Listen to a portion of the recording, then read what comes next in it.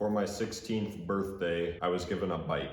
I started riding on my local trails with some of my friends who were also into this sport, but I quickly realized that I was under-equipped. The bike, when I got it, was definitely the nicest bike I had ever owned in my life up to that point, but I started to realize why having higher end parts and stuff was a big deal. I had a Microshift 26, not complete garbage, but it's built with plastic and it's not the most responsive thing, but it left me wanting more. My city has a co-op that I go to every week. I started off as a regular customer, but then I started volunteering there. And one of my perks as a volunteer is a 75% off discount. But even without that discount, this still would have been hilariously cheap for what it is. So when I finally decided to upgrade to a 1x9, I got all my stuff together and I put it together myself, so I didn't have to pay anyone for labor. However, finding all the parts and finding good parts, it came with its challenges. So the hub on the stock rear wheel could not fit a 9-speed cassette, and that was something that I definitely wanted. I wasn't gonna have a 7-speed cassette because they don't make them big enough for a 1x drivetrain. So instead of upgrading the hub, which I know I could have done and probably saved a few bucks, I just bought a whole new wheel set because, building wheels is such a huge hassle and I didn't know how to do it, and I kind of wanted better wheels anyway. So this rear wheel with my discount was, I think, $10. And just because I paid hilariously little for it doesn't make it a trash wheel set. It's a Bontrager AT650. So, it's a trusted brand that's been making good stuff for decades. And, it can fit a 9-speed cassette, and it's got a 6-bolt for the disc rotor, or the brake rotor. When I bought the wheel, it had the cassette on it ready, so it was $10 for the wheel and the cassette. And right here, I have a Shimano Alivio, and I know that's not the highest trim, yada yada, but it's good. It does exactly what I need it to do. And it's 9-speed, it's solid, full metal.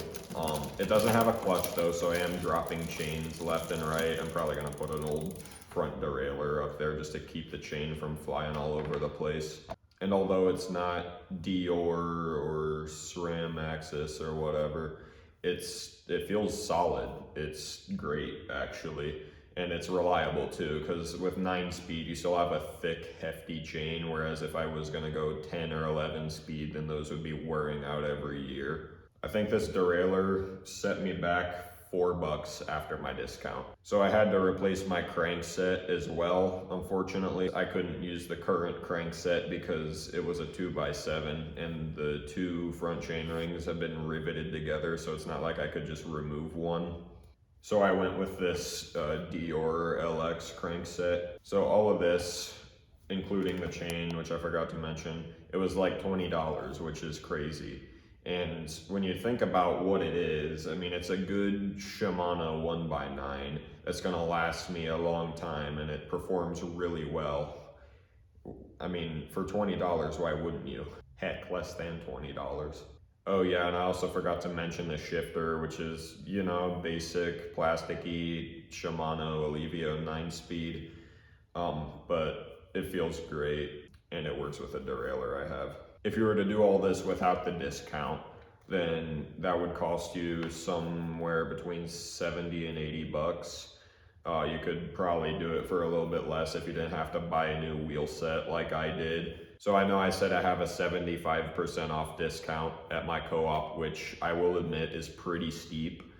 But honestly, if you're an amateur bike mechanic and you like wrenching on stuff, if you go into a local co-op, I'm sure that most of them have membership programs that can get you some form of discount, maybe not as steep as 75% off.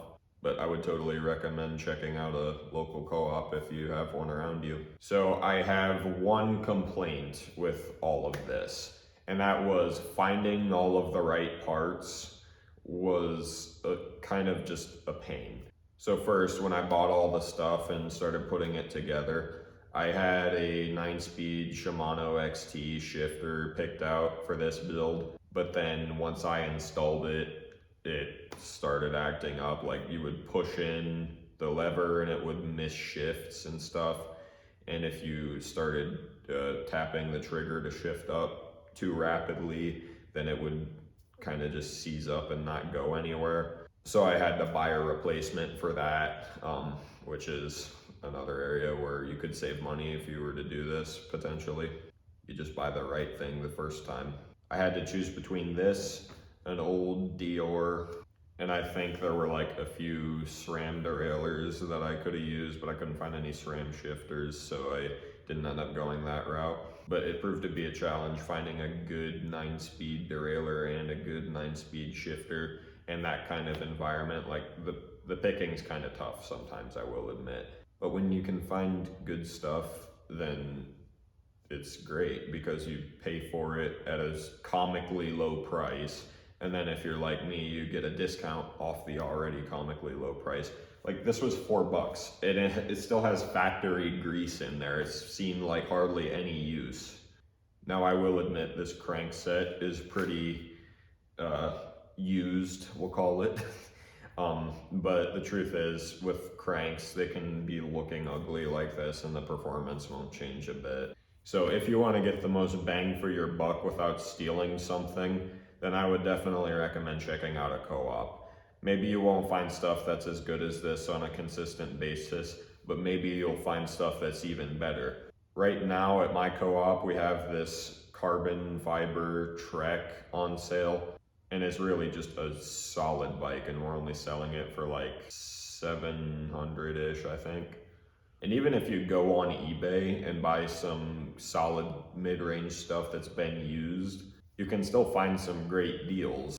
And don't ever let anybody tell you that there's something wrong with buying stuff used, because you could buy nothing new for your drivetrain that would cost less than $50. Let's be honest, mountain biking or any kind of cycling is considered to be an expensive sport by just about anyone. But if you find good deals, which they're not that hard to find, and you play your cards right and you spend your money right, you can end up with something that's really solid for really little. And this is what I would recommend to anybody looking to upgrade their bike. Just look on the used market, see if there's anything good you can find, and get it if you can. Thank you, and hope I could help. God bless. Talk to you later.